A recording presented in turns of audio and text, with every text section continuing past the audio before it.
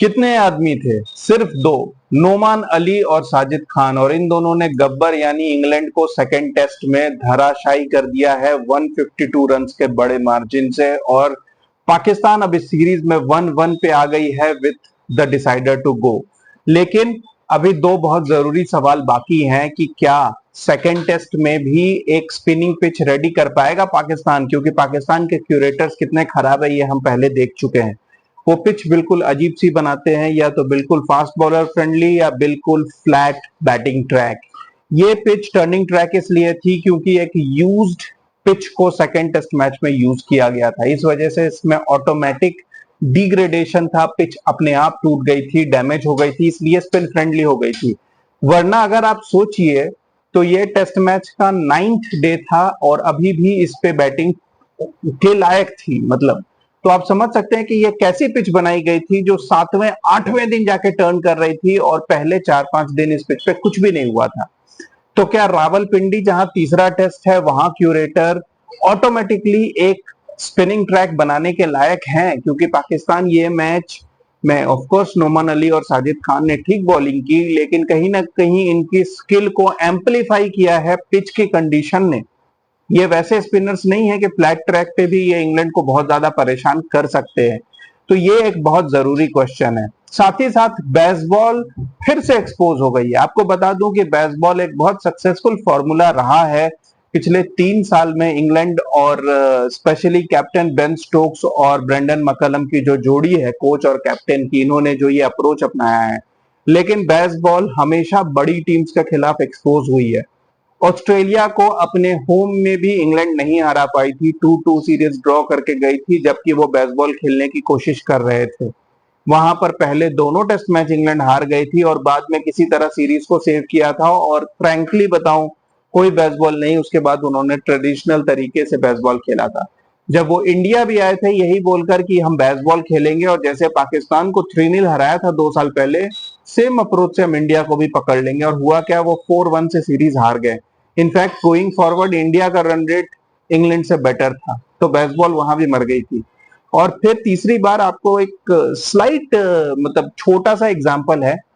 श्रीलंका अभी 2 महीने पहले जब आई थी इंग्लैंड, और अगस्त एंड में जब वो टेस्ट मैच चल रहा था, तो मैं देख रहा था कि जैसे जैसे श्रीलंका कंपटीशन में आगे बढ़ रहा था, इंग्लैंड ने बेसबॉल छोड़ के ट्रेडिशनल क्रिकेट शुरू कर दिया था। तो बेसबॉल अप्रोच एक्सपोज हो जाती है जहां पर भी थोड़ी बहुत भी मदद हो स्पिनर्स के लिए, फास्ट बॉलर्स के लिए, बेसबॉल वहां काम नहीं करता। Baseball is an approach which only and only works on flat batting tracks. अगर पिच पे बॉलर्स के लिए मदद हो तो फिर इंग्लैंड को ट्रेडिशनल क्रिकेट खेलनी पड़ती है, अदरवाइज वही होता है जो आज हुआ।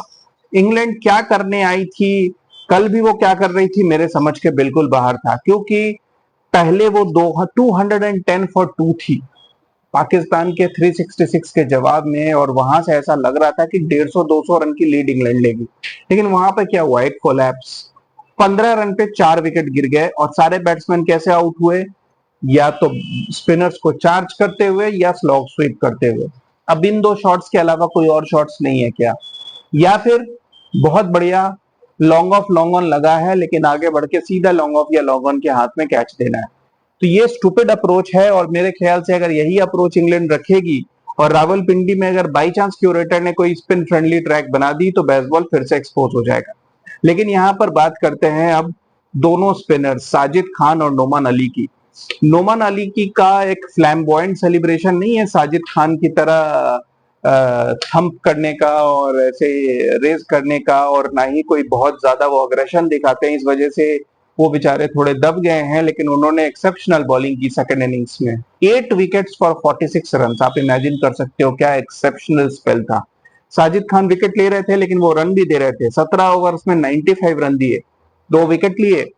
लेकिन नोमान अली ने बिल्कुल गेम पलट के रख दिया, और अगले टेस्ट मैच में भी आप ये मान के चलो कि ये कॉन्फिडेंस ये दोनों स्पिनर्स लेकर आएंगे, और वहां पर भी वो इंग्लैंड को पकड़ सकते हैं अगर थोड़ी मदद हो।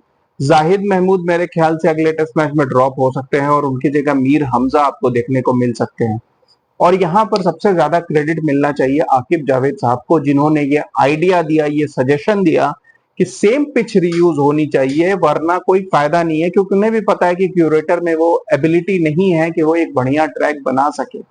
अब अगले टेस्ट मैच में आकिब जावेद अगर पर्सनली वहां जाके पिच का इंस्पेक्शन करते हैं और कुछ गाइडेंस देते हैं तो शायद बात बन सकती है, वरना अगर रावलपिंडी की ट्रेडिशनल ट्रैक हुई तो वहां पर इंग्लैंड को पकड़ना बहुत मुश्किल होगा।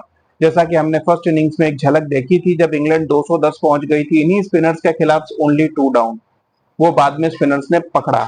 और साथ ही साथ एक बहुत स्ट्रॉन्ग मैसेज है बाबर आजम, शाहीन शाह अफरीदी और नसीम शाह के फैंस को, जो ये मानते थे कि इनके बिना तो पाकिस्तान जीत ही नहीं सकती। 3 साल और 8 महीने के बाद पाकिस्तान होम में एक टेस्ट मैच जीती है, फॉरगेट अ सीरीज, एक टेस्ट मैच जीती है। इवन बांग्लादेश से हार गई थी और वो जीती है इन तीनों के बगैर, क्योंकि इन तीनों के जाने के बाद जो फ्रेश प्लेयर्स आए हैं उन्होंने ही परफॉर्म किया है। ये दोनों स्पिनर्स और कामरान गुलाम, यही 3 आए हैं ना उन तीनों की जगह, और यही तीनों मैच विनर साबित हुए। इससे बढ़ के और क्या एग्जाम्पल चाहिए कि सिर्फ बड़े नाम से नहीं होता है, परफॉर्मेंस देनी पड़ती है। यही बाबर आजम रहते तो शायद कामरान गुलाम की तरह वो सेंचुरी नहीं मारते पहली इनिंग्स में, और पाकिस्तान की टीम 250-300 के अंदर ऑल आउट हो जाती और फिर शायद पकड़ी जाती। शाहीन शाह और नसीम शाह क्या करते इस पिच पे, ये कहना मुश्किल है। तो it's a brave call, it was a brave call by Aqib Javed to drop them, और उनके बिना जीत गए हैं तो शायद आप उनके बिना ही पाकिस्तान को बहुत सारे मैचेस खेलते देखेंगे। हाँ, जिम्बाब्वे टूर आ रहा है, उसमें शायद बाबर आजम वापस आ जाए, क्योंकि वहां पर तो बड़े प्लेयर की जरूरत पड़ेगी ना भाई। जिम्बाब्वे को कैप्चर करने के लिए तो एक लेजेंड चाहिए जिम्बाब्वे, तो शायद वहां पर उनकी जरूरत पड़ जाए। अदरवाइज ये जो यंग प्लेयर्स हैं कामरान गुलाम, और ये दोनों इतने यंग नहीं है लेकिन एटलीस्ट होम कंडीशंस में ये दोनों काफी यूजफुल है। अब देखते हैं कि अगले मैच में कैसी पिच तैयार होती है, और अगर स्पिनर फ्रेंडली होती है तो फिर इंग्लैंड दोबारा पकड़ी जाएगी, लेकिन अगर ट्रेडिशनल रावलपिंडी ट्रैक हुआ तो फिर इंग्लैंड को पकड़ना बहुत मुश्किल है। Keep watching guys, thank you.